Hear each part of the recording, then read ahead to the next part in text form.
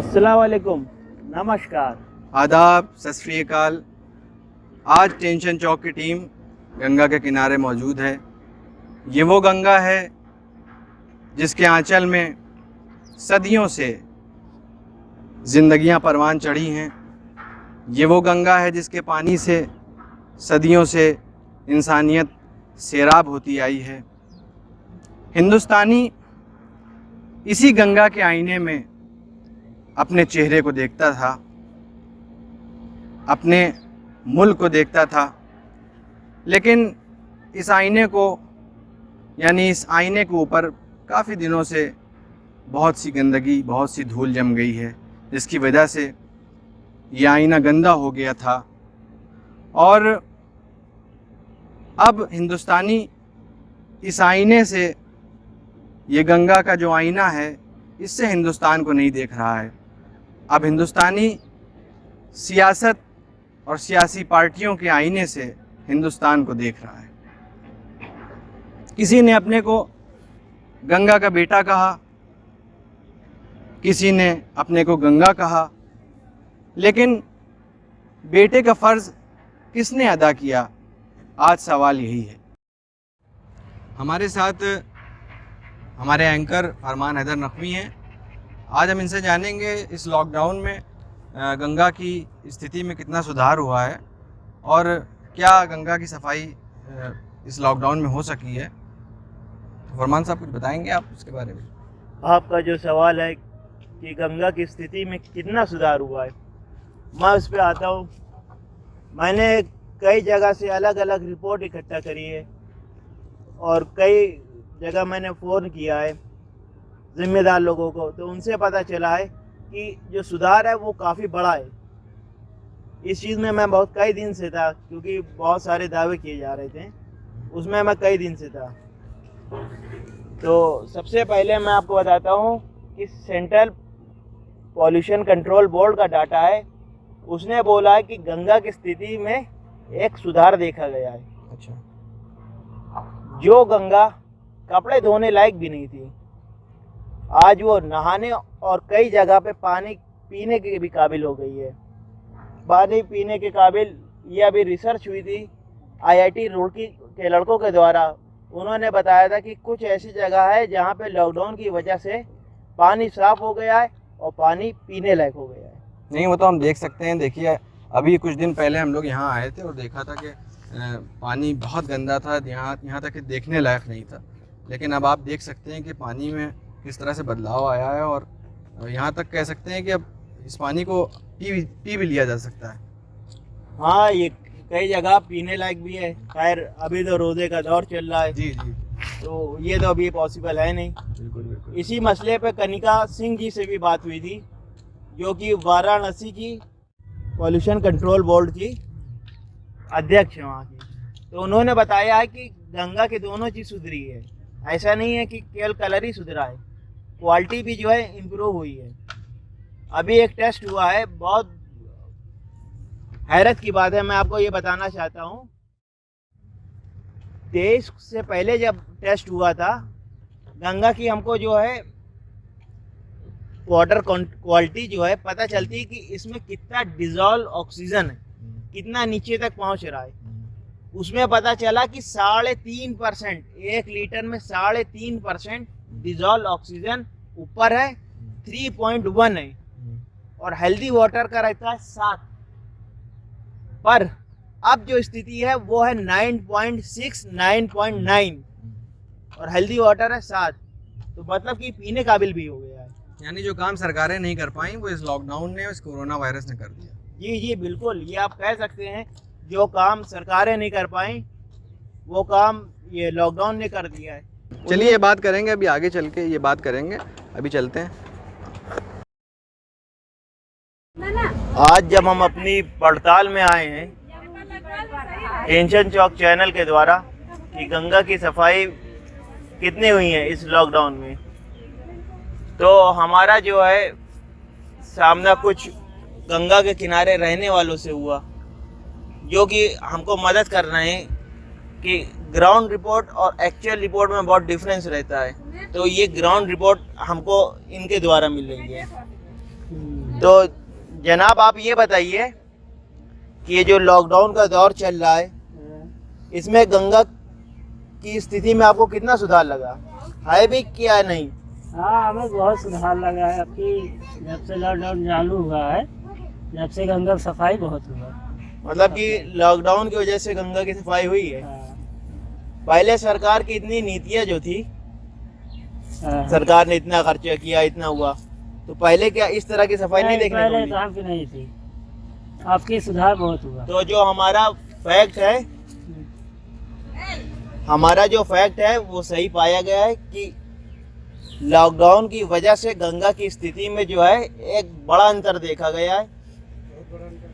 ये चाचा भी हैं, आइए चाचा, ये भी यहीं के रहने वाले हैं। आप कुछ बता दिए हमारे चैनल पे। लॉकडाउन की वजह से गंगा की जो करोड़ों रुपए खर्च करते थे वो अब बिना खर्च किए सफाई हो गई। बिना खर्च किए और बिना किसी टेक्नोलॉजी के यूज हुए हाँ। एक बहुत बड़ा काम हुआ है जो गंगा की सफाई हुई है। इसने ये बता दिया है कि अगर आप करना चाहें तो आप गंगा की सफाई करना उतनी भी मुश्किल नहीं है। जो 1986 से राजीव गांधी जी से लेके 2015 में नरेंद्र मोदी जी ने वादा किया था, वो अभी मुझे जमीन में तो होता हुआ नहीं दिखा है। कर्मचारी शुक्रिया, धन्यवाद। ये वो गंगा है जिसके पानी में मुसलमान वज़ू करके नमाज़ पढ़ता है। ये वो गंगा है जिसके पानी में स्नान करके हिंदू अपने पापों का प्रायश्चित करता है। ये गंगा सदियों से लोगों को जीवन देती आई। हमारे एंकर फरमान नकवी आज इस गंगा की सफाई को लेकर जो बातें की गई उस पर थोड़ा रोशनी डालेंगे। फरमान साहब कुछ बताइए, क्या ये गंगा की सफाई जो हुकूमतों ने वादा किया वो तो निभा ना सकी? 1986 से राजीव गांधी जी जब प्रधानमंत्री थे तब से ये सब चालू हुआ गंगा की सफाई के लिए। 6,800 करोड़ रुपए एक वो बनाया गया गंगा की सफाई के लिए। समिति बनी, गंगा एक्शन समिति। तो उसमें जो है 6,800 करोड़ रुपए खर्चे हो गए, पर कोई भी पॉजिटिव इम्पैक्ट नहीं आया। तो फिर लोगों को ये एहसास हो गया कि गंगा साफ नहीं आ पाएगी। पर 2014 में एक गंगा माँ का बेटा आया। अच्छा। जिसने बोला कि मैं गंगा माँ का बेटा हूँ, मैं अपनी माँ को जो साफ कर दूंगा। उन्हीं ने मुझे वाराणसी बुलाया। आज यहाँ आने के बाद मेरे मन में जो विचार आए, पहले मैं सोच रहा था कि भारतीय जनता पार्टी ने मुझे यहाँ भेजा है, फिर लगता शायद मैं काशी जा रहा हूँ, लेकिन आज यहाँ आने के बाद लगता है कि न मुझे किसी ने भेजा है न मैं यहाँ आया हूँ, मुझे तो माँ गंगा ने बुलाया है। और एक बालक जैसे अपनी माँ की गोद में वापस आता है, वैसी मैं अनुभूति कर रहा हूँ। एक बहुत खुशी की लहर जागी सभी हिंदू मुसलमान सिख में कि भाई गंगा साफ होगी, गंगा साफ हो जाएगी हमारी। उसके लिए 2000 करोड़ रुपए भी उसने खर्चा करवाए। एक स्कीम बनाई नमामि गंगा करके कि गंगा की सफाई हो जाएगी। पर अफसोस देखने को ये था कि उसकी जो है 2020 एक्सपायरी डेट थी और गंगा का जो डिजॉल्व ऑक्सीजन था 3.8 था। अच्छा। और कोरोना वायरस ने, जैसे मैंने आपको बताया, 9.6 बता दिया। अब ये फैसला आप सब पे है। ये बताइए कि गंगा का बेटा वो था कि ये जो है?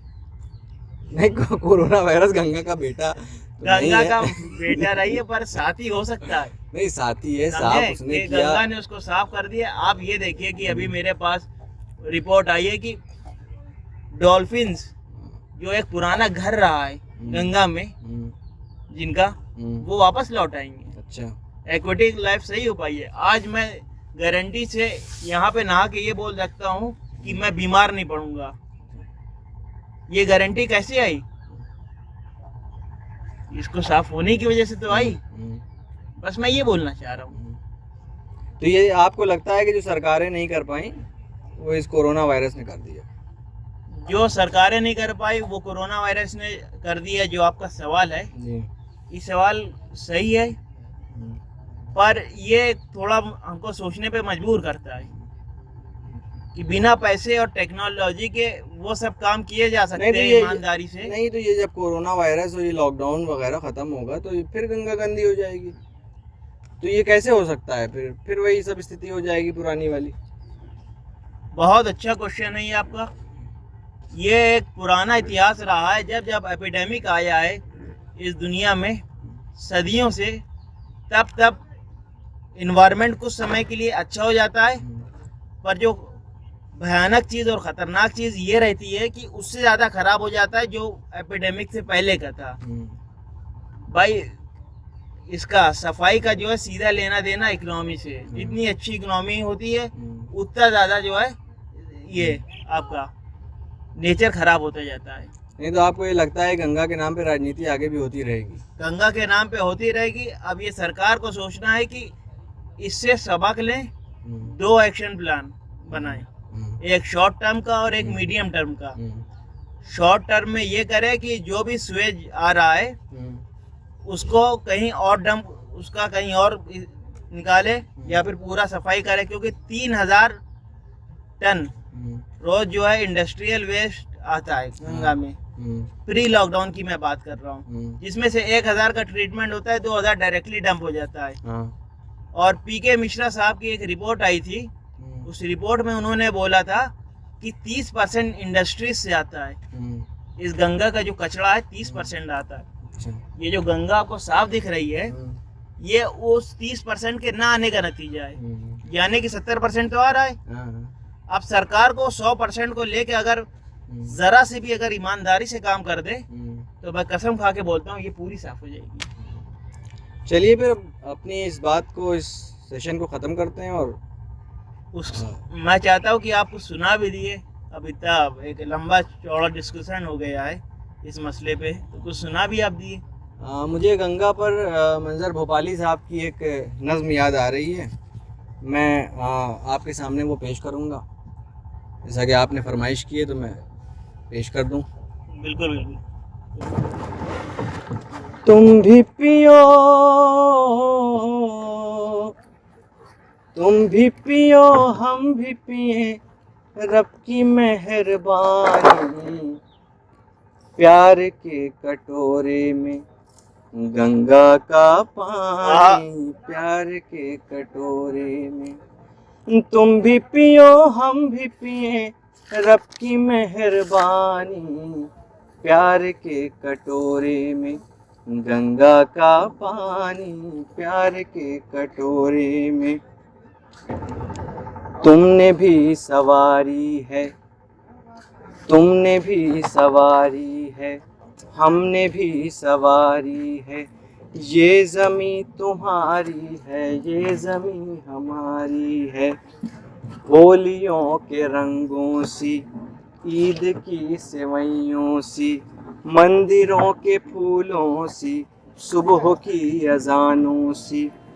इस ज़मीं पे लिखना है प्यार की कहानी। प्यार के कटोरे में गंगा का पानी, प्यार के कटोरे में। और ये बंद खास तौर से कि धर्म जो तुम्हारा है, धर्म जो तुम्हारा है, धर्म जो हमारा है। धर्म सबका प्यारा है, बस भरम ने मारा है। धर्म पर झगड़ते हैं, धर्म पर जो लड़ते हैं, अपनी इस बुराई से, अपनी इस लड़ाई से। शर्म से न हो जाए धर्म पानी पानी। प्यार के कटोरे में गंगा का पानी, प्यार के कटोरे में। कश्मीर वाले हो, दिल्ली के जियाले हों, यूपी के हों मत वाले, या बिहार के पाले, गीत गाते गुजराती बन के सब रहें साथी। कोई धर्म वाले हों, गोरे हों या काले हों, जात हम सभी की है हिंदुस्तानी। प्यार के कटोरे में गंगा का पानी, प्यार के कटोरे में। आफताब किसका है, माहताब किसका है, माहताब सबका है, आफताब सबका है। ये हवाएं किसकी हैं, ये घटाएं किसकी हैं, ये घटाएं सबकी हैं, ये हवाएं सबकी हैं। किस तरह से बांटेंगे रब की मेहरबानी, प्यार के कटोरे में गंगा का पानी, प्यार के कटोरे में गंगा का पानी, प्यार के कटोरे में। आप सभी चाहने वाले भाई बहनें, माता बहनें, जो भी हमारे जहाँ भी चाहने वाले हैं, उन सभी का शुक्रिया। आपने इस पड़ताल में हमारा बाखूबी साथ दिया। आप थोड़ी सी अगर हमारी मदद कर सकते हैं तो ये कर दिए कि ये बेल आइकन और लाल बटन को दबा दिए और इसको ज़्यादा से ज़्यादा शेयर करिए, ताकि हमारा भी हौसला बन सके। हम आपके लिए इसी तरह अच्छी अलग अलग जगह पे जाके वीडियो लाते रहें, ताकि आप सबका मनोरंजन हो सके। शुक्रिया।